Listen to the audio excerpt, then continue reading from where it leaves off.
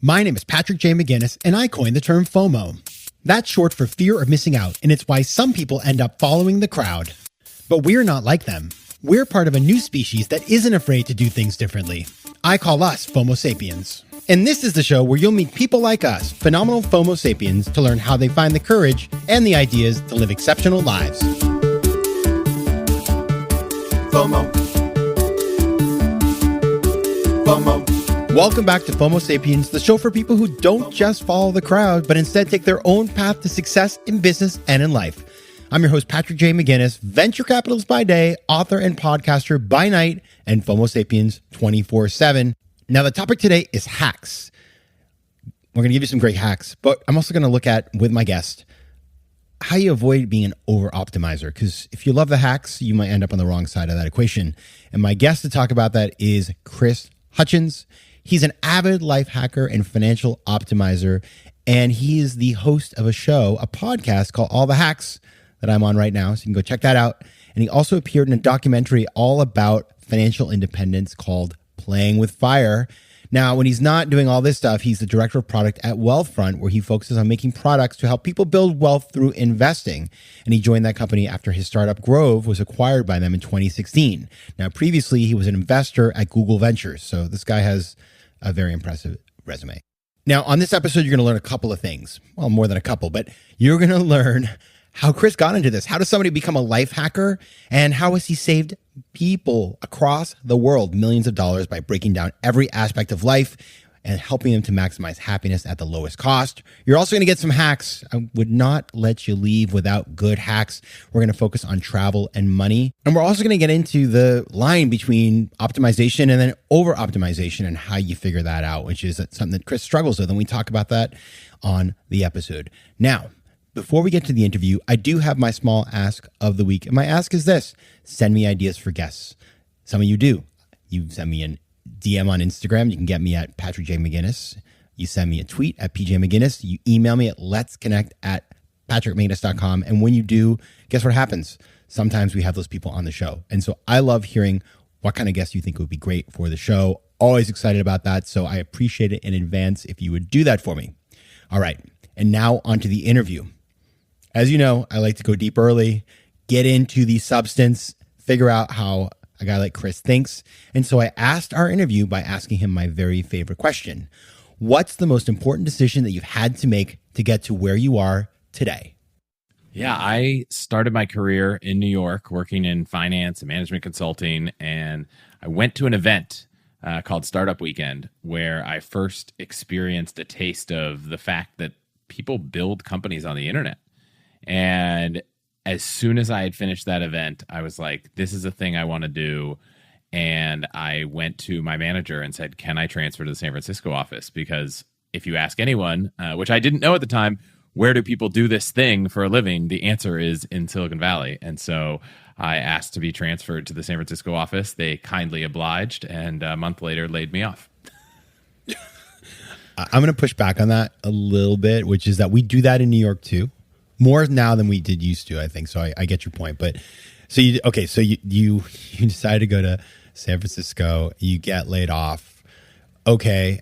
So how does that lead you to start two companies, raise millions of dollars? Like what's the next step in the story? Because that sounds scary. And probably you're thinking like, I can only imagine that phone call to your, people in your life. Like, yeah. I just got laid off. That's not good. No. So, and my girlfriend, who's now my wife, I was like, we got to go to San Francisco. It's going to be awesome. And my company's going to take care of us. It's going to be great. And fortunately, she ended up finding a job before they laid me off, which was nice. It was the kind of financial crisis of 2008. So it was kind of, the de jour activity was to get laid off. And I actually ended up starting a conference called LaidOffCamp. And we did 20 events around the country. And that was really a kind of testing ground to get out in the community, meet people. All the companies that were hiring were tech companies, so they were all the sponsors of the event, and that gave me a really good opportunity to meet people and kind of like start to build a network out here. And so that ultimately led me to meeting, a bunch of people that I'd worked for. I'd met other investors, met other founders, and that network just grew and grew and grew into everything I've done since then. So I want to pause there because what you said is kind of remarkable. What you did is you made lemonade out of lemons. You said, like, I just got fired. Rather than feel embarrassed or insecure about it, I'm going to like own that, right? And I'm going to turn it into a strength, and I'm going to use it to build new opportunities. And it kind of reminds me of when I first started angel investing.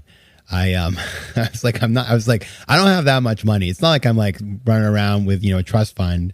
I can't invest big numbers, but I didn't allow myself to feel embarrassed about it. I was honest about it, and I would just invest what I could. And so at the end of the day, I think it's like ended up being kind of much more real because I wasn't trying to fool anybody. I wasn't worried about what people thought. And it opened doors to me to be able to do what I wanted to do without having to, write $100,000 checks, which not going to happen, right?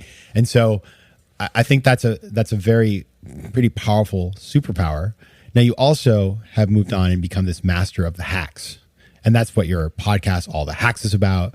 So I kind of want to focus on that today because for those of you listening, we're going to drop this week as well. I'm going on Chris's show, All the Hacks. We talk about all kinds of good stuff over there. But this is the space where we get Chris to tell us all his secrets so that we can mine his brain and live better lives, more profitable lives. So how does one become, it's kind of quite a you got to feel pretty confident to feel comfortable telling people all your hacks and believe that they're of value to people. How did you get into that line of work? Yeah, I've always struggled with the concept you talk about of FOMO and wanting the best thing. And so I've tried to find different ways to get the best outcome. And this goes back far, far, far before, starting a podcast, which only happened, a few months ago. I was always trying to find a way to get the best experience for the lowest price because in college I didn't have a lot of money. And in high school, all the kids I went to high school with had more money than I did. And so it was trying to find different things, whether it was, I went to boarding school and I'd like order Domino's pizza and I would sell I'd sell like 7 slices and then I'd eat one. So I'd like, for every 7 slices, I could eat free pizza. So that was kind of like always what I did. In fact, this first job I took out of graduation, the company offered me a job and said, but we can't have you start for 7 months. And so I just took 2 jobs, and I was like, I took one, and then I was like, if I don't like it, I've got this option 7 months later where I could just quit and take the other job. So I've always had this kind of optimizing personality, and I've applied that to a desire to travel, to eat, to have amazing experiences. And the result is a bunch of different hacks that make that possible, and they span money and travel and work and kind of every aspect of life. At one point, did you realize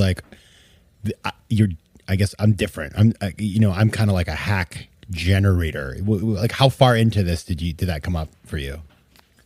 I'm not quite sure when that clicked. I think probably sometime in the last, sometimes since graduation and being in the professional world, people would just start asking questions. They'd be like, "Oh, you took that vacation for free. How did that work? You leveraged this crazy opportunity. How did that happen?" And I would just start sharing them. And I kind of realized at dinners, people would be asking me all these questions. And I was like, wow, people are really interested in this topic. And someone was like, oh, you should start a blog. And I was like, oh, cool. So I start a blog, I write a blog post, and I realized that writing was just not my format. And so I think I just actually found like an old blog that still exists on the internet that I shall not link to, that I started, 10 years ago, never went anywhere, started another blog and wrote a couple posts. It just never worked. And then a friend of mine one time said, you got to start a podcast. And I was like, okay. He's like, and I'm going to announce your podcast this week. So you have a couple days to get back to me about what it's called and what's going on, because I'm going to announce it. And that's, free marketing. So you should really take advantage of it. And that's how the whole show got started, was that a friend of mine, Kevin Rose, pushed me to start it that week when we went on his podcast. And so I finally feel like I found the right medium, and it makes sense. And I probably should have known it all along, but it's the medium that most mirrors my natural kind of hack sharing environment, which is like sitting down at dinner with friends and talking about different things I've done. And now I just do that with a microphone and the internet. FOMO. FOMO. I can't believe Kevin Rose. I love Oak, his meditation app. I'm like obsessed with it. So now I'm feeling FOMO that you know him. I'm going to hit you up on that one a little later. But again, it's interesting. You're sort of like always taking your kind of life experience and then turning it into value for other people, which is great. I mean, that's research is me search, right? So let's talk about some of the really powerful. I mean, I think if we can give everybody today 3 powerful things that you recommend people do. I mean, I know you focus a lot on financial kind of hacks. Let's get started with a travel one, then we'll do a financial one, and then we'll do a life one. So give us a good travel hack. Yeah, I mean, I'll give a really micro one just so kind of people get a sense of the micro and the macro size of hacks. So on the travel front, the macro obviously would be, collecting points and using credit cards to acquire massive amounts of points and taking free vacations and traveling around the world for free. There's no shortage of content around this. If you want, you can check out a couple episodes of all the hacks, number 1 and number 2, or number 1 and number 3 are about that. I just did a listener Q&A to dive into a few more, which was episode 20. So credit card rewards are the ultimate travel hack. But I always like to give a little glimpse of the kind of hacks that we talk about on the show that are really micro and kind of maybe don't apply to every situation. But one of my favorites was if you're ever trying to book like a house or a villa, if you're doing it in the States, you can use Airbnb or VRBO, which I guess I've recently learned in advertising that it's supposed to be Verbo, but I can't get behind that. That's a hack right there. But if you take the image that is the primary image for a house or a villa that you're trying to rent, and then you go to a Google image search for it, it turns out that in a lot of other countries, it's not all Airbnb and VRBO. There might be 20 different sites where you could rent villas. And a lot of times the other ones have much better commission structures. And so you end up getting a much better price. And so I've multiple times now taken an image of a house we're going to rent that isn't in the US and searched for it online and found a better price somewhere else. And so that's just like a little subtle hack.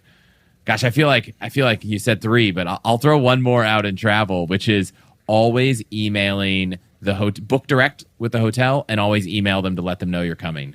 And we've had so many listeners write in who've used this trick to get upgraded, to get 1 hour early pass to Disney World, to get a free bottle of wine.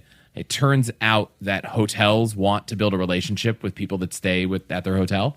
And if you book on Kayak, they don't get the chance to do that until after you're there. And they kind of have a feeling that, you're not someone who wants to build a relationship with them. But if you book direct, email the hotel, and you can usually, if you can't find their email address, call the hotel and ask, and just say, hey, I'm coming to your hotel. I'm really excited to stay with you guys. This is why I'm coming.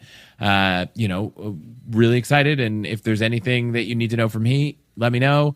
And just kind of nice, friendly thing. And we've seen so many people get benefit from doing that. And across the board, it's probably the number one, kind of listener hack result we've seen is this particular hack. Let me ask you a question about that.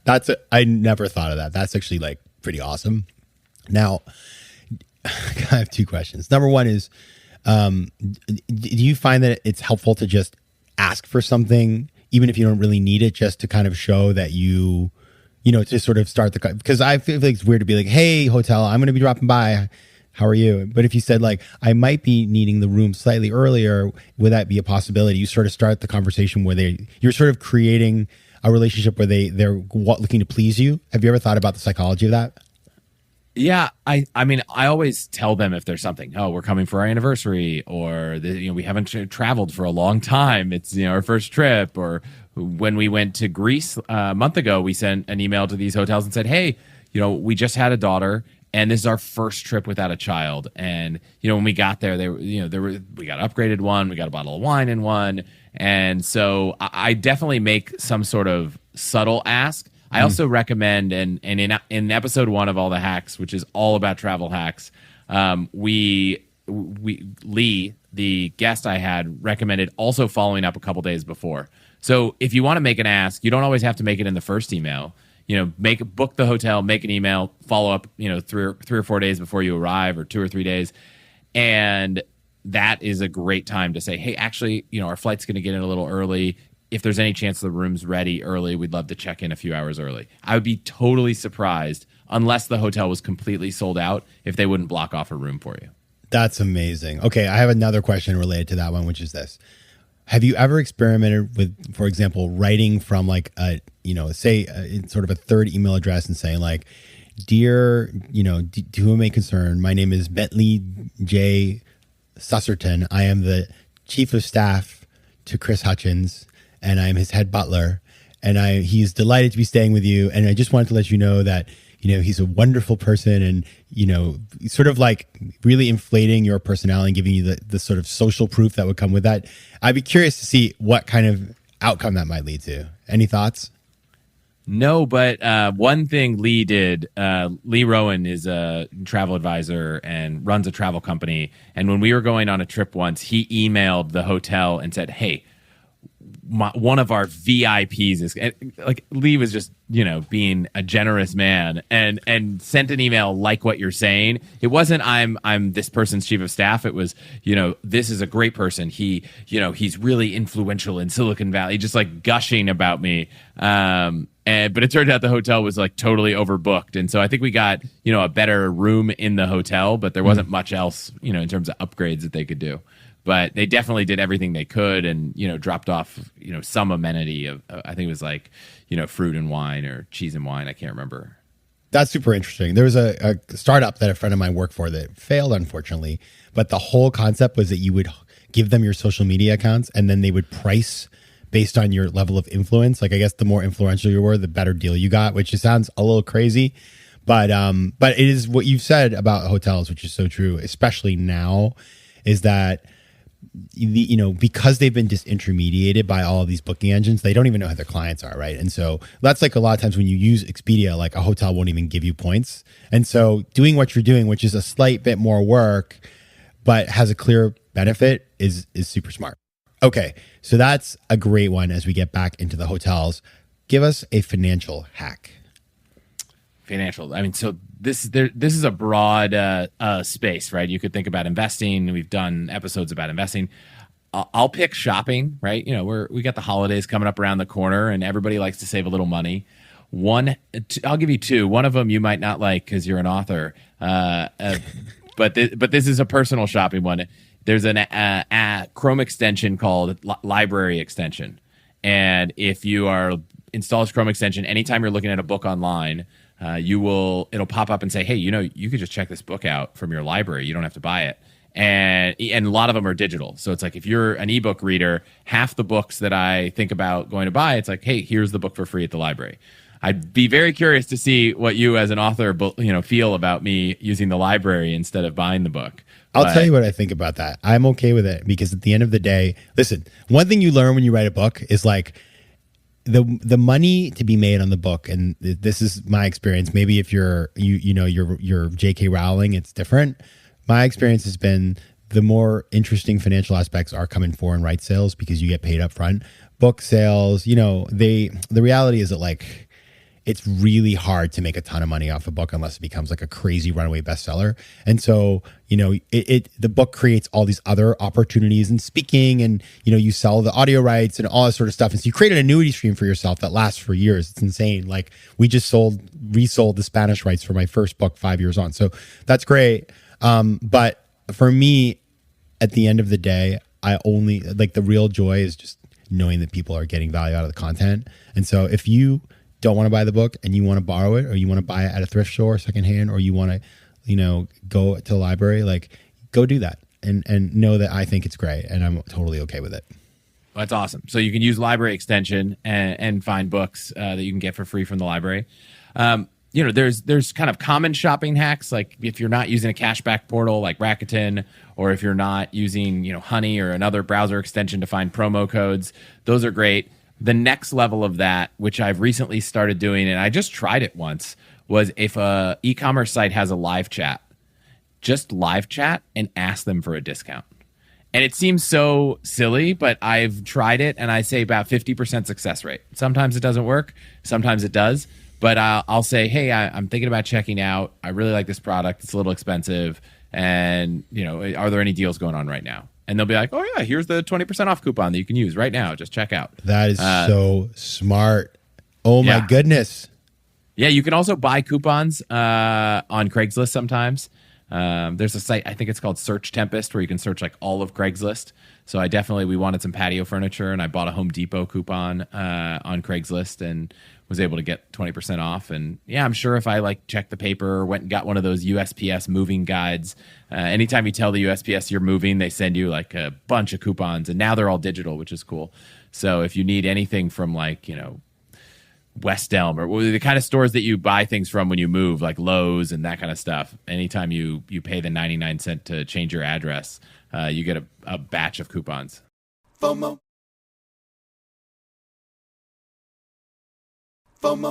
I do wonder if you ever see like the ethical lines of hacks, right? Because, I gave that example of like making up a chief of staff. Like that is, it's not hurting anybody, but it is not truthful. Like, how do you think about the line between what's an appropriate and ethical hack and versus things that one should not do?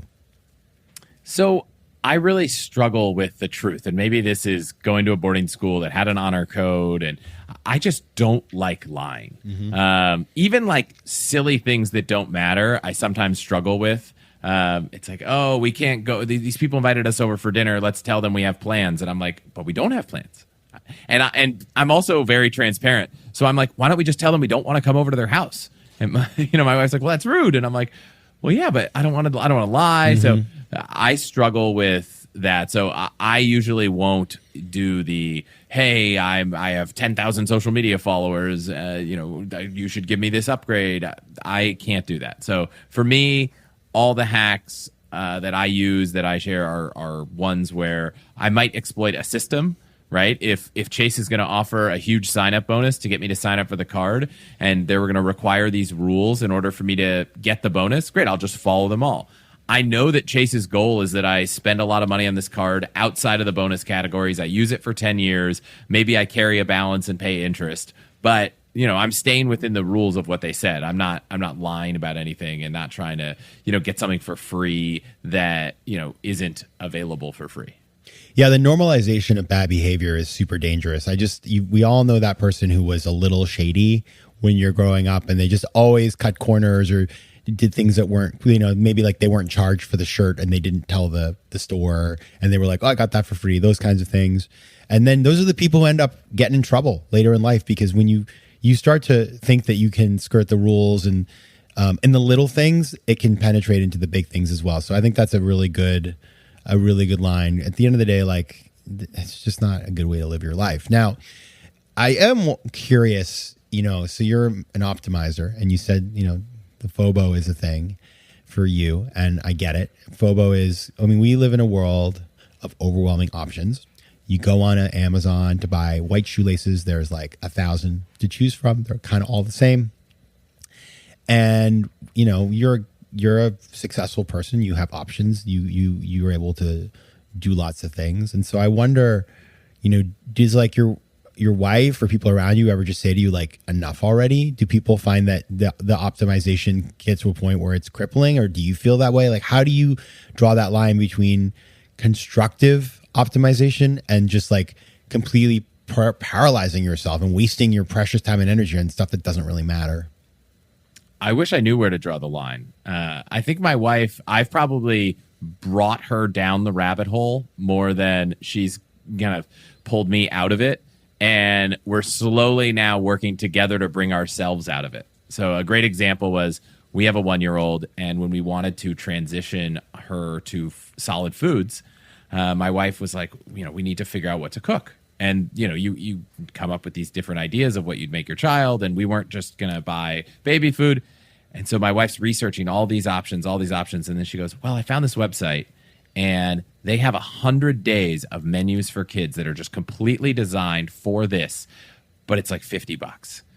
And she was like, I think I could just find all these if I just keep searching. And I was like, I had to play the reverse role that she's played so many times, which was, I think we just pay the $50. Like, we could spend 3 hours a day going down, building out a week of menus. This is a waste of time. Someone's done all the research. Let's just do it.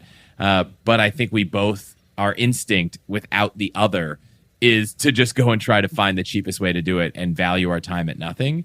And I think that's the real source of challenge that I've learned to get better at, but not completely, is all of the optimizations that they just don't value your time if you spend too much time thinking through it.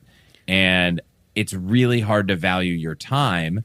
A friend of mine, Paula Pant, who has a great podcast called Afford Anything, calls it fake frugality. It's like you're not actually being frugal if you're doing all of these crazy things and using hours and hours of your time to save a few dollars. You can pretend you are, and it feels good that you saved a dollar here and there. But if you spent 4 hours doing it, like, what does that even matter? And so I always thought about it as, well, my time isn't worth something for this next hour because I wouldn't otherwise do anything. So it took me down this rabbit hole of let's use it to optimize. The thing that actually flipped the switch for me. So my wife worked at Lyft for 10 years. And for fun, I signed up to be a Lyft driver. And I was like, I don't need to be a Lyft driver. I have a job, but you've been working at this company for a while. Like, let's go be a Lyft driver for a week. And so I did that.